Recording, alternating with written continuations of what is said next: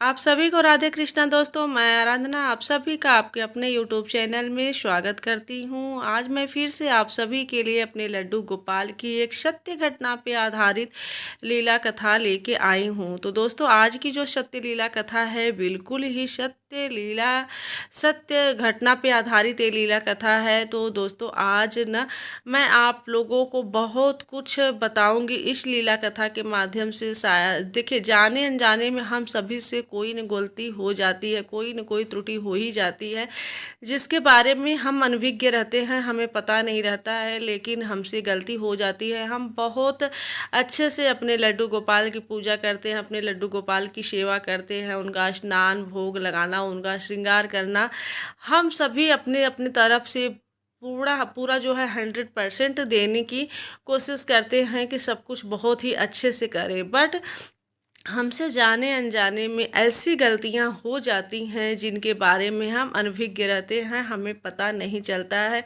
तो दोस्तों देखिए, आप लोग कई बार ऐसा सबके मुख से सुने हैं, या फिर हमारे ही वीडियो के माध्यम से सुनते हैं, या फिर कई सारे लोगों के मुख से सुनते हैं कि जब हम अपने घर में लड्डू गोपाल विराजमान कर किए हैं, लड्डू गोपाल हमारे घर में हैं, तो वो अपनी कोई न कोई लीला अपने भक्त को दिखाते ही रहते हैं, कोई न कोई अनुभूति कराते ही रहते हैं। लेकिन बहुत सारे लोगों के ये क्वेश्चन रहते हैं कि हमें तो ऐसा कुछ भी अनुभूति नहीं होता है, हमें कोई लीला नहीं दिखाते हैं हमारे कान्हा, हमें कोई अनुभूति नहीं होती है। तो दोस्तों देखिए, सबसे पहले तो मैं आप सबसे ये बोलूँगी कि जो जो भी भक्त, जो भी सेवक अपने कान्हा के साथ सच्चे मन से, सच्चे भाव से एक रिश्ता बना के जुड़ा हुआ है, निश्चित रूप से उसको जो है कोई न कोई वो अनुभूति कराते हैं। और अगर उनसे कोई त्रुटि हो रही है, कोई गलती हो रही है जाने अनजाने में, तो हमारे कान्हा, हमारे लड्डू गोपाल इतने दयालु हैं, इतने कृपालु हैं कि वो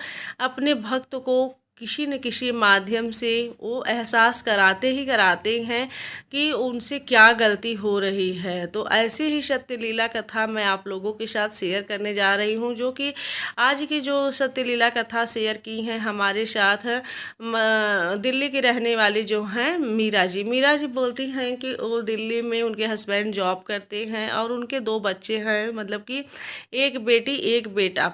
और वो अभी मतलब कि कुछ सालों से वहाँ पे दिल्ली में शिफ्ट हुई हैं। तो एक दिन क्या होता है कि वो बताती हैं कि वो दिल्ली से गर्मी की छुट्टियों में जो है वो मथुरा जाती हैं बांके बिहारी के दर्शन करने। उनका बहुत सालों से मन था कि वो बांके बिहारी के दर्शन करने जाएं, लेकिन जब बांके बिहारी का बुलावा आता है ना, तभी कोई भक्त जा पाता है। या फिर हमारे लड्डू गोपाल का अगर किसी से सेवा लेने की इच्छा होती है ना, तभी वो उसके घर में विराजमान होते हैं, तभी वो उसके घर में जाते हैं। जब तक उनकी इच्छा नहीं होती है, तब तक हम लाख कोशिश करें, लाख चाहें, वो हमारे घर में ना आ पाएंगे और ना तो हमें उनके दर्शन मिल पाएंगे। तो ऐसे ही होता है मीरा जी के साथ। मीरा जी बताती हैं कि वो काफ़ी सालों से उनकी इच्छा थी कि बांके बिहारी के दर्शन करें, लेकिन उनके मतलब कि जा नहीं पा रही थी। जबकि दिल्ली से जो है मथुरा बहुत ज़्यादा दूरी पे नहीं है, कुछ घंटों का रास्ता है वहाँ से, लेकिन वो जा नहीं पा रही थी। ऐसा कुछ न कुछ अड़चन आ ही जाता है। लेकिन जब बांके बिहारी का बुलावा आता है ना अपने भक्तों को, तो वो बुला ही लेते हैं। तो जब वो जाती हैं मथुरा दर्शन के लिए, तो वहाँ जब जाती हैं तो वहाँ बांके बिहारी के दर्शन करती हैं, और वहाँ से वो मतलब कि 12 नंबर के जो हैं वो लड्डू गोपाल, उनको मतलब लड्डू गोपाल दिखते हैं वहाँ मिलते हुए, खरीद के ले आई। बहुत ही मनमोहक, एकदम बहुत ही खूबसूरत, एकदम जैसे देखने पे ही लग रहा था कि वो मतलब बोल देंगे सामने से, इतने सुंदर, इतने मतलब बहुत ही सुंदर 12 नंबर के साइज की जो है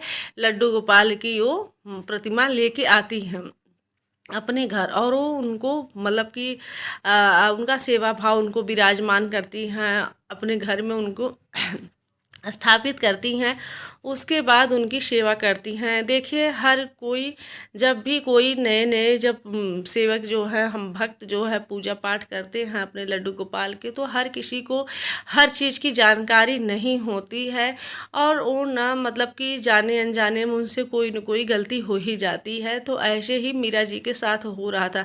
मीरा जी लगभग मतलब कि 2 साल से लड्डू गोपाल को अपने घर में विराजमान कर रखी हैं, और वो मतलब कि पूजा कर रही थी। और जब उनको वो खूब अच्छे से उनका सेवा भाव कर रही थी, स्नान कराना, उनका भोग लगाना, उनका श्रृंगार करना, उनका शयन कराना, सब कुछ वो बहुत ही अच्छे से कर रही थी। अपनी तरफ से वो 100% देने की कोशिश कर रही थी। तो क्या होता है कि जब वो मतलब कि जैसे सोशल मीडिया पे वो देखती थी किसी का वीडियो, या फिर किसी के मुख से वो सुनती थी कि मतलब कि हमारे लड्डू गोपाल हमको अनुभूति कराते हैं, कोई न कोई जो है लीला दिखाते रहते हैं, तो उनको ये लगता था कि हमसे क्या ऐसी गलती हो रही है जो कि हमारे लड्डू गोपाल हमसे हमें कोई भी अपनी लीला नहीं दिखा रहे हैं, हमें कोई भी अनुभूति नहीं करा रहे हैं। जबकि मैं तो एकदम 100% मतलब कि देने की कोशिश कर रही हूँ, सेवा करने की कोशिश कर रही हूँ, अपनी तरफ से पूर्णतः कोशिश कर रही हूँ कि अच्छे से अच्छे उनका सेवा कर सकूँ। ना तो मैं लहसुन प्याज मतलब कि उनका भोग लगाती हूँ, ना तो मतलब एकदम सात्विक खाने का भोग लगाती हूँ। चारों टाइम उनका कुछ न कुछ उनको भोग लगाती ही रहती हूँ, उनका शयन कराती हूँ, उनको स्नान कराती हूँ, श्रृंगार कराती हूँ। फिर मुझे ऐसी अनुभूति क्यों नहीं होती है? तो एक दिन वो मतलब इस सोच में पड़ जाती हैं। तो होता है ना कि जब भी कोई भक्त अपने भगवान को मन से याद करता है ना, तो भगवान मतलब कि भक्त की पुकार सुन ही लेते हैं। एक दिन वो क्या करती हैं कि कान्हा के पास बैठती हैं और उनसे बातें करती हैं कि कृष्ण कन्हैया, मेरे लड्डू गोपाला, मेरे लल्ला, तो मुझे क्यों नहीं अनुभूति कोई कराते हो? अगर मेरे से कोई त्रुटि हो रही है, कोई गलती हो रही है, तो मुझे अपनी कोई न कोई अनुभूति कराओ, मुझे मतलब कि उसका एहसास कराओ, मुझे उस गलती का पता कराओ, दिलाओ, कि मुझे एहसास हो, मुझे पता चले कि मेरे द्वारा क्या गलती हो रही है जिससे तुम्हारी मैं कोई भी लीला नहीं देख पा रही हूँ, कोई भी अनुभूति नहीं कर पा रही हूँ जैसा कि लोग बताते हैं। तो ऐसा वो कहती हैं और काफ़ी चिंतित रहती हैं। तो हमारे लड्डू गोपाल दोस्तों इतने दयालु हैं ना कि वो मतलब कि अपने भक्त को ज़्यादा टाइम परेशान देख ही नहीं सकते हैं। तो क्या होता है कि उसके दूसरे या तीसरे दिन उनके यहाँ एक उनकी ननद आती हैं, ठीक है, मतलब कि गर्मी की छुट्टी होती है, तो उनकी ननद जो है अपने भाई भाभी के यहाँ घूमने के लिए जाती हैं। तो उनकी ननद जैसे मतलब कि पूजा पाठ करती हैं, वो भी अपने घर में लड्डू गोपाल को विराजमान कर रखी हैं। तो उनकी ननद भी अपना जब यहाँ आती हैं तो वो भी पूजा वूजा करती हैं, अपनी भाभी को देखती हैं कि बहुत ही विधि विधान से वो अपने कान्हा का सेवा कर रही हैं, तो बड़ी खुश भी होती हैं, बोलती हैं भाभी तुम बहुत ही अच्छे से कान्हा का सेवा कर रही हो। लेकिन वो बोलती हैं कि देखिए ना दीदी, मेरे से पता नहीं क्या गलती हो रही है कि लोग बोलते हैं कि कान्हा अनुभूति कराते हैं, कोई न कोई लीला दिखाते रहते हैं, लेकिन जब से मैं इनको रखी हूँ अपने घर में, तब से कोई भी लीला मुझे नहीं दिखाए हैं, कोई भी अनुभूति नहीं कराए हैं। बाकी तो सब कुछ अच्छा चल रहा है, मेरे घर में सब कुछ सही चल रहा है, मतलब कि मेरे बच्चे भी अच्छी पढ़ाई कर रहे हैं, अच्छे परसेंटेज से पास हो रहे हैं, मेरे हस्बैंड का भी जॉब अच्छे से चल रहा है, मेरा घर परिवार में सुख शांति है। लेकिन मैं अपने कान्हा की जो लीला देखना चाहती हूँ ना, जो अनुभूति मुझे होना चाहिए वो मुझे नहीं हो पा रहा है। इसलिए मुझे थोड़ा सा मैं टेंशन में हूँ कि आखिर मेरे से कोई गलती हो रही है क्या, जो मेरे कान्हा मेरे साथ कोई अपनी लीला नहीं दिखा रहे हैं, कोई अनुभूति नहीं करा रहे हैं। तो बोलती हैं कि ऐसा तुम क्या करती हो भाभी? वो पूछती हैं कि कहीं ऐसा तो नहीं कि लहसुन प्याज वाला खाना तुम बनाती हो, वही भोग लगाती हो? तो कहीं नहीं नहीं दीदी, हाँ मैं तो जैसे हम लोग तो लहसुन प्याज खाते हैं, लेकिन जो है मैं अपने कान्हा के लिए अलग से एकदम सात्विक खाना, सात्विक भोजन का मैं भोग लगाती हूँ, जो भी बिना लहसुन प्याज का मैं बनाती हूँ उसका भोग लगाती हूँ। फिर वो बोलती हैं कि पूछती है एक एक चीज़ पूछती हैं, फिर उनको जब पूछने लगती हैं, एक एक बात पूछने लगती हैं, तब उनको पता चलता है कि ये गलती कहाँ से कर रही हैं। क्या होता है दोस्तों कि ये जब कान्हा को नहला रही थी, मतलब नहलाने के बाद जो जल का पानी उनका रहता है, जो जल रहता है, जिस बर्तन में, जिस पात्र में वो नहलाती थी, उस पात्र के बर्तन को, भाई ठाकुर जी को नहलाने में तो पानी कुछ तो लगेगा ही। उसके बाद वो पात्र का पानी ले जाके जो है जल गमले में डाल देती थी। तो गमले में देखिए हर कोई डालता है। सबसे पहले तो मैं आप लोगों से ये बता दूं कि देखिए हमारे घर में जैसे आप ठाकुर जी को तो रखे ही हैं, साथ में बहुत सारे घरों में ऐसा होता है कि हम शिव जी को विराजमान किए रहते हैं, गणेश जी को विराजमान किए रहते हैं, माता रानी को विराजमान किए रहते हैं। तो सबसे पहले तो मैं आप लोगों से ये बता दूं दोस्तों कि अगर आप शिव जी को विराजमान किए हैं तो ठाकुर जी को, यानी लड्डू गोपाल को या फिर ठाकुर जी को और शिव जी को एक साथ स्नान मत कराइएगा, क्योंकि दोनों लोगों का एक साथ स्नान नहीं होना चाहिए। इन दोनों लोगों को अलग अलग बर्तन में, अलग अलग पात्र में आप स्नान कराइए। और जो भी मतलब कि जैसे शिव जी का जो नहलाया हुआ जो जल है, उनका वो जल आप तुलसी के पौधे में बिल्कुल भी मत डालिएगा, तुलसी के गमले में बिल्कुल भी मत गिराइएगा। इससे बहुत बड़ा पाप लगता है, इससे शिव जी नाराज़ होते हैं। ये ज़्यादातर लोगों को ये बात पता है, होनी चाहिए। अगर नहीं पता है तो आप लोगों से मैं बता दूं कि शिव जी का वो स्नान कराया हुआ जल तुलसी के गमले में, तुलसी के पौधों में बिल्कुल भी नहीं डालना चाहिए। और जो हमारे ठाकुर जी का जल होता है उसको आप किसी भी गमले में डाल सकते हैं। हालांकि तुलसी के गमले में भी डाल सकते हैं, लेकिन रविवार, एकादशी और बृहस्पतिवार, द्वादशी के दिन जो है तुलसी को नहीं छुआ जाता है। तो इस दिन भी तुलसी के गमले में, तुलसी के पौधे में जो है जल को नहीं डालना चाहिए। तो क्या करती थी कि जो भी स्नान कराया हुआ जल रहता था वो ढेर सारा हो जाता था। सारे भगवान का जब वो स्नान कराती थी ना तो ढेर सारा जल हो जाता था। अपने घर के मंदिर में जितने भी भगवान रखते थे सबका स्नान कराती थी और वो जल ले जाके गमले में डाल देती थी।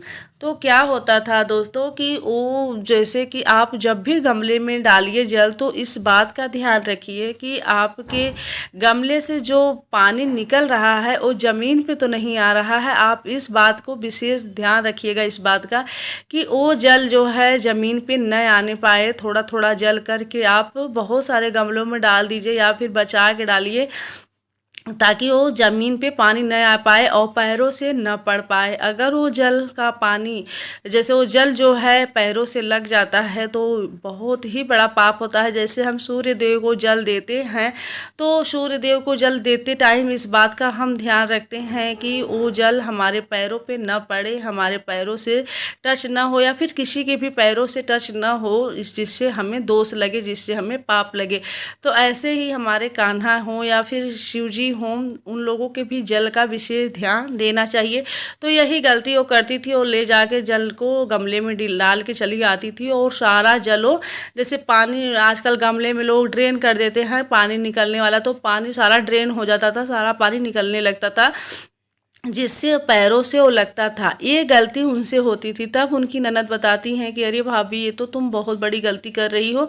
मतलब वो देखती भी हैं कि दूसरे दिन जब वो जल ले जाके गिराती हैं ना तो वो देखती हैं कि वो सारा जल जो है ज़मीन पे निकल के बाहर चला आता है, गमले से बाहर निकल के चला आता है और वो जल सबके पैरों से लग रहा था। तो ये बहुत बड़ा दोष होता है। तब उनकी ननद बताती हैं कि भाभी यही तुमसे गलती हो रही है, जिससे कृष्ण कन्हैया दुखी हैं और तुम्हें कोई अनुभूति नहीं करा रहे हैं, तुमसे, तुम्हारे साथ कोई लीला नहीं दिखा रहे हैं। तब उनको एहसास होता है और बोलती हैं कि अरे दीदी ये तो मेरे से बहुत बड़ी गलती हो गई, मुझे तो इस चीज़ का मैं ध्यान ही नहीं दी थी। मैं जल्दी जल्दी बस पूजा करके आती थी और किचन में जाने के लिए लेट होता रहता था, तो मैं बस जल को गमले में गिरा के चली जाती थी। मैं आके दोबारा देखती ही नहीं थी कि जल बाहर निकल रहा है कि मतलब गमले में ही है। तो दोस्तों क्या होता था कि यही चीज़ उनसे गलती हो रही थी, जिसके साथ जो है, जिसकी वजह से लड्डू गोपाल कृष्ण कन्हैया उनके साथ कोई भी लीला नहीं दिखा रहे थे। ऐसा हम सभी से जाने अनजाने में ऐसी कई सारी गलतियां हो जाती हैं जिसके बारे में हमें नहीं पता चलता है और हमसे गलती हो ही जाती है। तो ऐसी ही गलती मीरा जी के साथ भी होती है। तो मीरा जी जाती हैं अपने कान्हा के पास, बैठती हैं और कान्हा से क्षमा याचना करती हैं, उनसे प्रार्थना करती हैं कि हे कृष्ण कन्हैया, मेरे द्वारा जाने अनजाने में गलती हो रही थी। इतने सालों से मैं, मतलब 2 सालों से मैं आपकी पूजा कर रही हूँ, मैं आपकी सेवा कर रही हूँ और हर एक दिन आपके जल का ऐसे ही मैं मतलब यूज करती थी, ऐसे ही गिरा के चली आती थी। तो इसकी वजह से मुझे आप क्षमा चाहती हूँ, मुझे क्षमा करिएगा। आगे से जो है ये गलती नहीं हो पाएगी, ये गलती मुझसे नहीं होगी। तो हे कृष्ण कन्हैया, वो क्या करती हैं कि आगे से इस बात का ध्यान देती हैं और वो अपने कृष्ण कन्हैया से प्रार्थना करती हैं कि मैं तब तक नहीं मानूंगी जब तक आप मुझे कोई न कोई लीला नहीं दिखाएंगे, कोई न कोई अनुभूति नहीं कराएंगे। तो क्या होता है कि वो मतलब ऐसे कुछ दिन, हफ्ते भर, हफ्ते 10 दिन ऐसे ही करती हैं और इस बात का ध्यान रखती हैं। हफ्ते 10 दिन के बाद उनको खुद पे खुद जो है लड्डू गोपाल, कृष्ण कन्हैया, लल्ला जो हैं, उनको स्वप्न में दिखाते हैं और मतलब कि खेलते हुए, हंसते हुए, जैसे लगता है कि उसके साथ कोई छोटा सा बच्चा उनके साथ खेल रहा है और मस्ती कर रहा है। तब जाके वो थोड़ा सा जब ये स्वप्न में देखती हैं, अपने कृष्ण कन्हैया को स्वप्न में देखती हैं, तब उनको अंदर से खुशी होती है। तब उनको ये लगता है कि ये जो लोग कहते हैं ना, कि सही कहते हैं कि सच में हमारे कृष्ण कन्हैया बहुत ही कृपालु हैं, को बहुत ही दयालु हैं। वो कोई न कोई अनुभूति, कोई न कोई लीला ऐसे ही कराते रहते हैं, किसी न किसी को माध्यम बनाते हैं।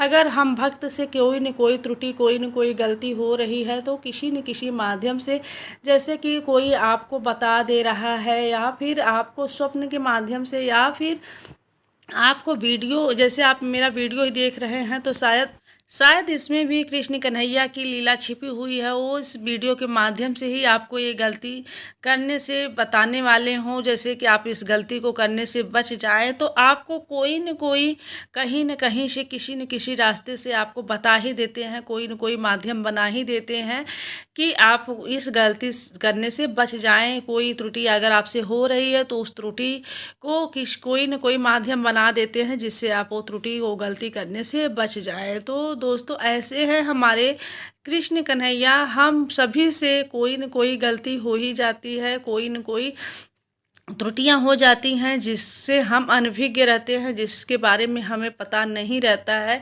और हमसे जाने अनजाने में बहुत बड़ी गलती हो जाती है। तो ऐसी ही गलती मीरा जी के साथ हुआ था। मीरा जी बताती हैं कि अब उनके कान्हा बहुत ही ज़्यादा, जैसे हमेशा वो मुस्कुराते रहते हैं, हमेशा खुश नज़र आते हैं।